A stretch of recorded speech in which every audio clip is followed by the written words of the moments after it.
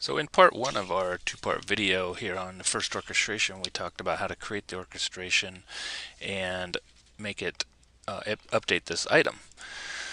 So when that was finished, these two fields got updated with the version from the get version web service. Now we're going to talk about how to troubleshoot that if things didn't work out so well. So let's go back over to Composer for just a second, and let's intentionally break this transition. And what we're going to do is we're going to go into the authority section here, and we're just going to add some bogus username password. Okay, so now let's deploy this, and I'll come back in a second when it's deployed. Okay, so that's finished deploying.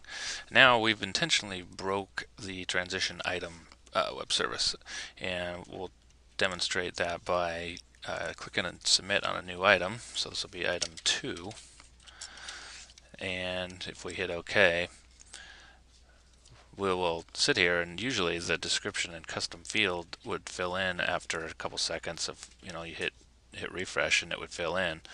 Well, that didn't happen, so now we need to start troubleshooting. So the first thing you would do is go back into Composer, and on the Home tab there's an option here called Common Log Viewer. So if you check the Common Log Viewer and you come down here where it says Common Log Viewer, click on Overview, and here's your orchestration. With the Common Log Viewer checked, you can right click on your orchestration and click on Debug Logging.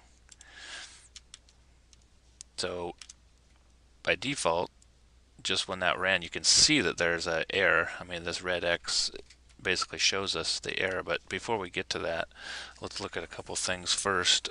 When you click the Set Filter button, two important, well, this whole screen is kind of important, but the one thing you want to make sure is if you have multiple environments, make sure you're looking at the common log from the correct environment. So some people have a production and a stage. Just make sure you're looking at the same environment that you just ran the orchestration on. And the filter, well, the time frame is pretty self-explanatory. This one, if you're trying to troubleshoot all technical problems, it's best to have this second one checked, or it just gives you a little bit more information. So let's hit OK. And let's actually go through another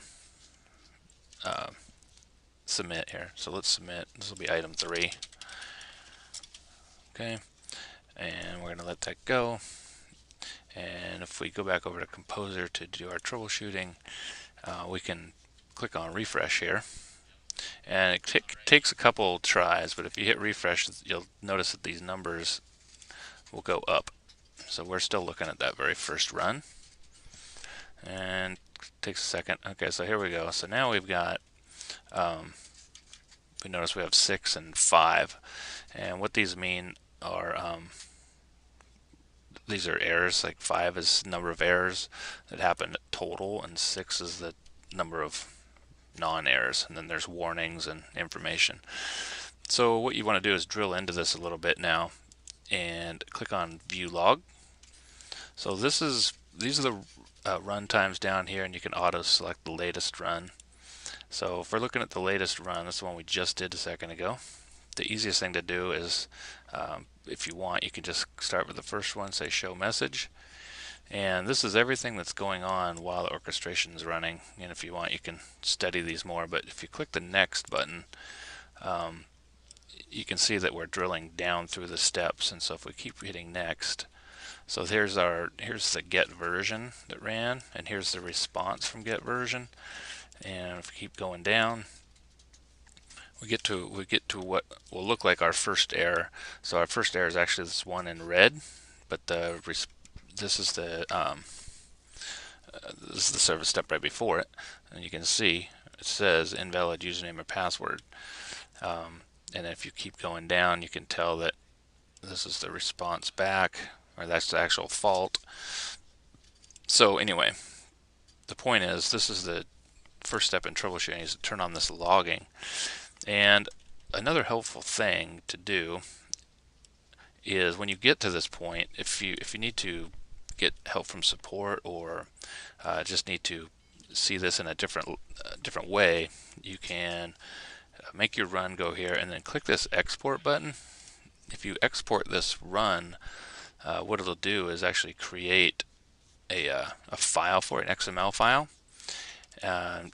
and if you send that to support along with your case that you create, this is a good way to get this type of information out. So other than that, it's really hard to look at the common log, but you'll notice that it should create these 3 files. If it only creates 1 file, just send us the 1 file, and we can use it. But if you just then open this file, open it with Internet Explorer, I think it looks just as good in Internet Explorer or Chrome, I can't remember. We'll look here. Let's see how it looks.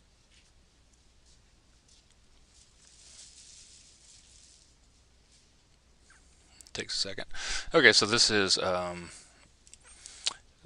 basically all those steps, and at the bottom you can see the error, and then it has all of the content in it. So that's a good way to send us the output from your common log if you can't figure out what is the problem. This will sometimes help out a lot. So that kind of wraps up this part of the tutorial, but the one thing you want to do when you're done troubleshooting the common log is to go back to overview and just take debugging back off. What that does is keeps the log from getting too big, because this is logging all the steps in the orchestration for every item that ever gets submitted. So while that's on, your log could grow, depending on how busy your system is, fairly rapidly. And you can just turn off the common log viewer altogether if you don't want to see it in Composer anymore. And yeah, you would at that point just go in and fix the problem that you discovered with your logging and redeploy, and hopefully your orchestration works out. So that's it. Hopefully this has helped, and we'll talk to you later.